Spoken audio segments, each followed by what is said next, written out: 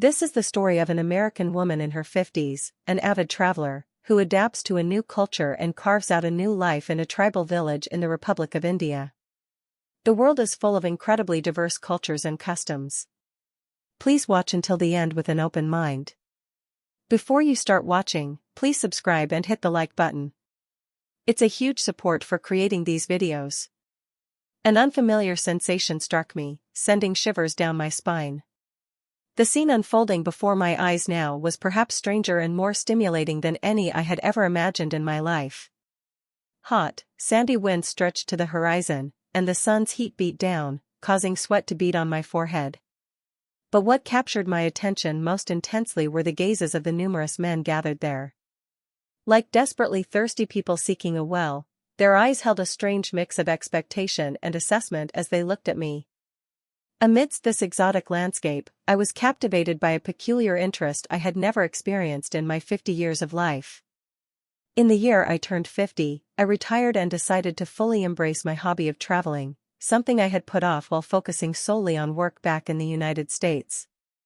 I had known love in my youth, even times when I thought it was everything.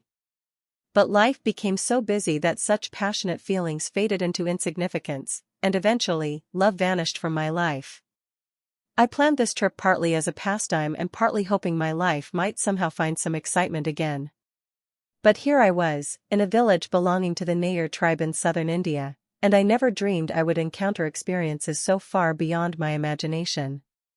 When I first arrived in this village, the strangest thing I noticed was the residents' gender ratio. Glancing at the people on the streets, I saw almost no women. Men were far more numerous, and the few women visible were always accompanied by several men. Driven by curiosity, I asked the villagers and learned that a deep-rooted preference for sons, coupled with the custom of dowry, placed a heavy economic and social burden on families who had daughters. Compounded by poverty and poor medical services in the region, it was difficult for female infants to survive. Consequently, over time, the male population became overwhelmingly large, making women rare. Remarkably, this led to women becoming prized beings, and it became natural for several men to attend to one woman. Hearing about it sounded like a fantasy movie plot, but the scene unfolding before my eyes was more shocking and carried a stranger tension than any film. Honestly, while I often felt lonely even back in the city, perhaps thinking of somewhere like New York or Chicago, here I instantly became the center of attention. Everywhere I went, there were sidelong glances, friendly greetings, and words spoken in a dialect I'd never heard before, which felt warm and strangely sweet. I had planned to stay in this village for just a few days. My original travel plan was to explore various cities and rural villages in southern India, but from the moment I set foot in this Nayar village, I had a feeling it wasn't a place I could just pass through. A part of me was already captivated by its mysterious yet precarious atmosphere. While exploring, taking photos, and tasting simple local food, one day two Nayar brothers approached me. Their names were Raj, the older, and Saru, the younger. There was quite an age gap between us. Raj looked about 28, Saru around 25. They were somewhat lean but had solid builds and striking suntanned, bronze skin. Most impressive were their eyes. Raj had a deep, strong gaze, while Saru's clear, curious eyes overflowed with innocence. They offered to help with anything a traveler might need, using a mix of halting English and their local language to show me kindness. A few days earlier, curious about village life, I had volunteered to help if they needed an extra hand, and they kindly taught me everything. Raj did some hunting, while Saru was learning farming and simple household chores. Most men in the village made a living through hunting or farming but faced poor economic conditions. That seemed to be why they were friendly and curious about me, an outsider. At first, I thought their kindness stemmed from curiosity. However, soon the brothers began helping me more proactively. They would leave fruits or vegetables, hard to find in the village, discreetly in front of my accommodation. If I merely mentioned needing something, it would somehow appear the next day. The dedication they showed was extraordinary. Once, I casually mentioned my back felt a bit stiff. Saru must have overheard because he went to the village herbal expert and brought back an ointment good for back pain. Raj always insisted on carrying any heavy luggage for me and even carefully checked if my feet were comfortable or if I had any injuries. As these incidents accumulated, I gradually opened my heart to them. Honestly, I hadn't felt romantic emotions since my youth. Working hard had made my emotions wither, and most people my age back home either had families or interests so different that closeness was difficult. But these brothers, despite the significant age gap, took care of me naturally. It felt like they went beyond simple kindness, carefully tending to my emotions as well. Raj had the dependability of a large tree one could lean on, while Saru always brightened the atmosphere with his innocent laughter. Soon, we were sharing meals and having deep conversations, ranging from daily life to our views on life itself. Our lives were vastly different, especially since I was used to American urban culture, making the Nair village ways fascinating and surprising. But they too showed immense curiosity about the life I had lived. Whenever I talked about my work experiences, life in America, or the feelings of entering middle age, Raj listened with a serious expression, and Saru, with his clear eyes, constantly asked questions. A week, then two, flew by. I decided to abandon my original travel itinerary and stay in the village longer. The reason was simple: this place offered a comfort I had never felt before, combined with a strange sense of excitement. And, to be honest, special feelings for the two brothers were subtly blossoming in a corner of my heart. One day, a festival, considered a major event in the village, was held. Befitting a village with far more men, it was a showcase of their vitality through traditional costumes and dances. Various foods and drinks were served, and dance circles formed everywhere to the cheerful rhythm of traditional instruments. Pulled in by a few village women, I awkwardly joined the dancing. It was just simple shoulder shakes and matching steps, but the men gasped at my dance moves. I blushed at the unfamiliar praise, but I didn't dislike their attention. That evening, as the festival reached its peak, Raj and Saru approached me together and offered me a cup. It was a local fermented drink with a sweet aroma, smooth to drink.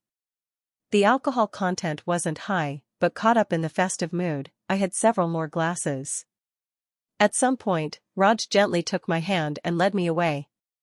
Under the foreign night sky, the three of us sat on the soft earth, gazing at the stars and talking. "You probably can't see stars like this back in the city, right?" Raj asked. "No," I replied, "there's too much light pollution, you can't see them this clearly." Saru, his eyes sparkling, chimed in, "What wish do you have?" The question momentarily blanked my mind. It had been a long time since I seriously thought about wishes. Finally, I answered, "I just want to live peacefully and spend meaningful time with people I truly care about. That's all." Raj smiled gently. "That's a very precious wish." Saru nodded in agreement. "We also hope you'll be happy in this village." A warm feeling spread through my chest. But if I had known what was coming next, that feeling would likely have become a complex mix of tension and excitement. A few days later, I received a completely unexpected proposal. Both brothers came to me together and carefully confessed their feelings.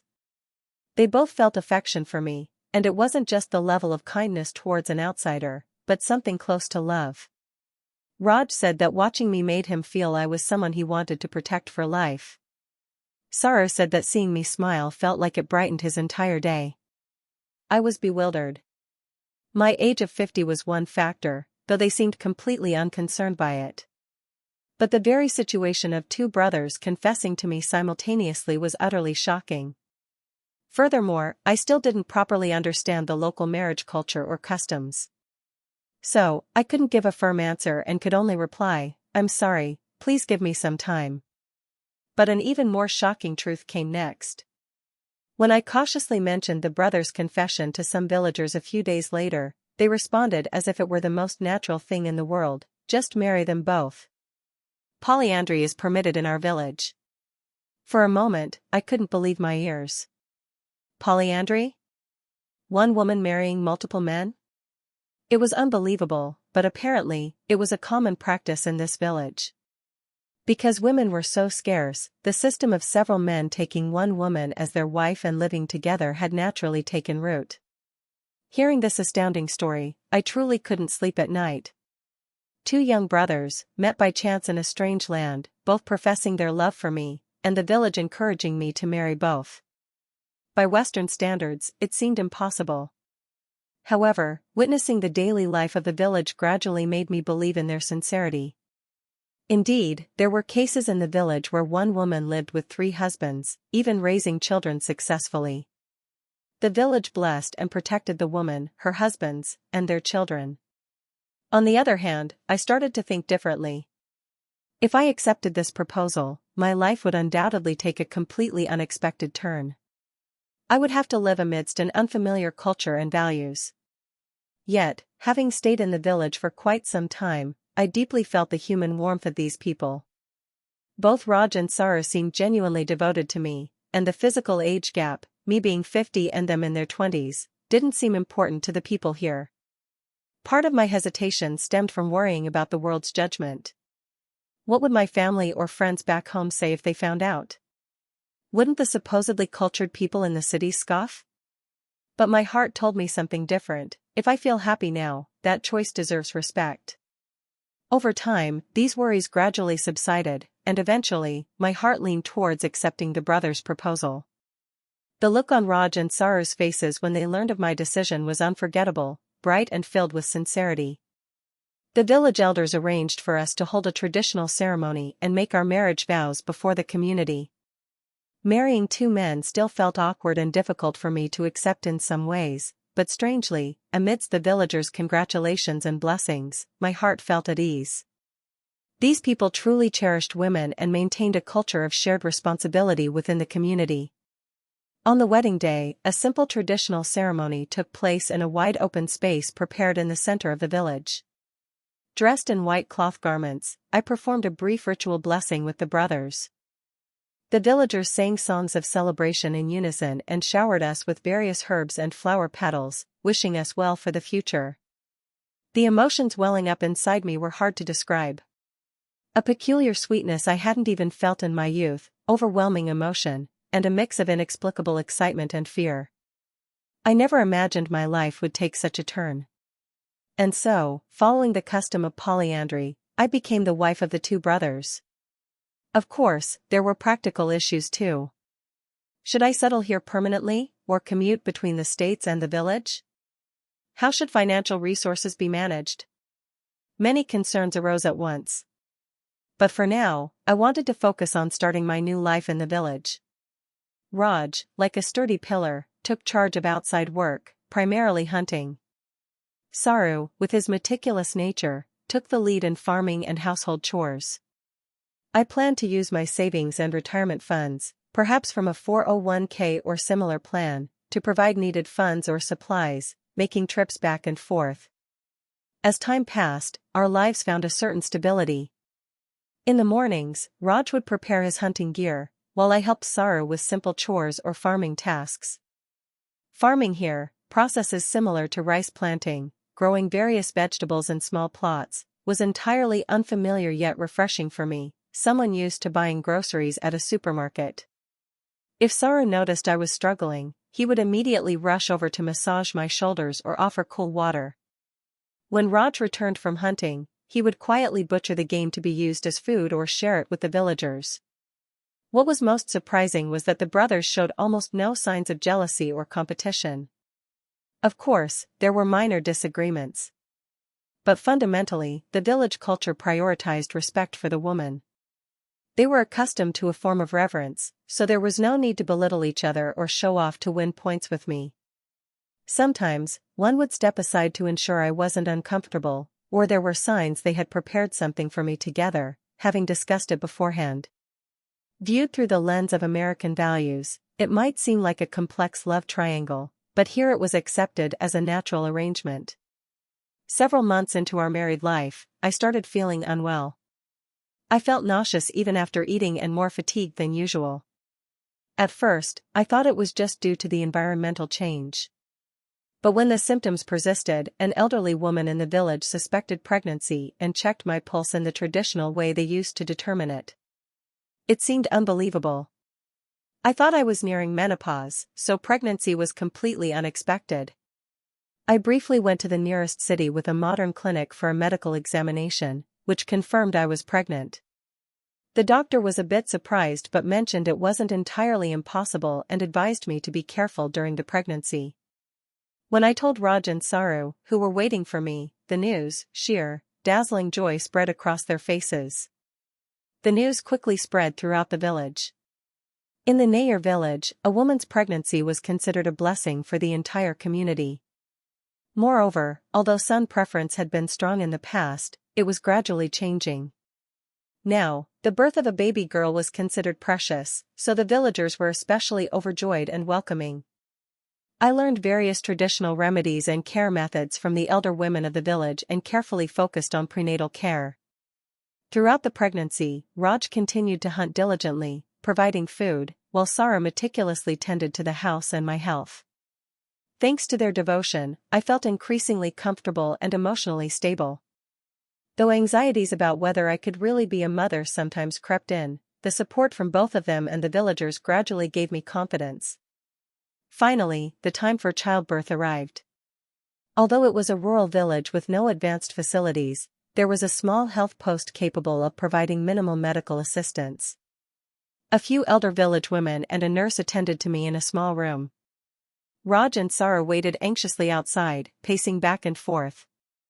The pain of labor was beyond anything I had imagined, and I was tense knowing there might be risks due to my age. But ultimately, almost miraculously, I safely delivered a baby girl. When her cry filled the room, hot tears streamed down my face. My heart felt like it would burst with this intense, precious emotion I had never experienced, even in my youth. Raj and Sarah rushed into the room, saw the newborn baby girl, and wept and laughed together. Outside, the villagers erupted in cheers and sent their congratulations. My daughter became a treasure to the village. Although girls had historically not been highly valued due to the long-standing son preference, that history was changing. Now, girls were considered precious. The fact that I, an outsider from America, had given birth to a daughter created even more significance. The villagers started calling the baby girl Hope and volunteered to help raise her together. I was worried about raising my daughter in such a poor and harsh environment, but I had grown too deeply attached to this place to leave. Fortunately, I had a considerable amount of savings and retirement funds, so I decided to invest bit by bit to improve the basic living infrastructure. At first, the villagers hesitated, asking if it was okay for me to spend so much money, but seeing my firm resolve, they gradually joined in my ideas. We dug more wells in the village to ensure a stable water supply, purchased some tools and fertilizer for farming, and renovated a small house to create a cleaner environment for my daughter. Raj consulted with village representatives, gradually seeking connections with external support or non-profit organizations. Sarah diligently learned more systematic farming methods and tried to pick up basic medical knowledge as well. As my daughter grew, she received love from many people within the unique community culture of the Nair. She had two fathers, Raj and Saru, who cooperated in taking care of her.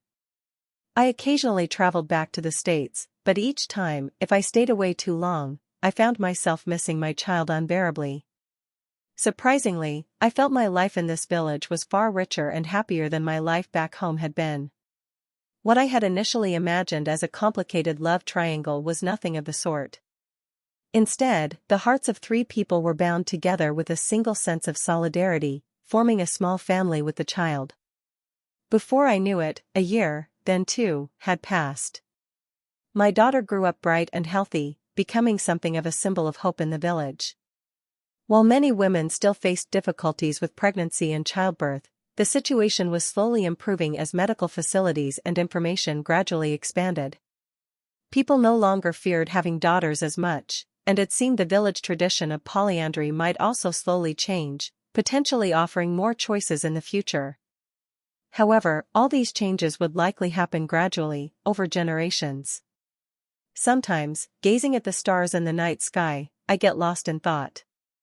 If I had just passed through this village, I could never have imagined such a life. But life is truly unpredictable. A chance encounter in a foreign land became the biggest turning point in my life.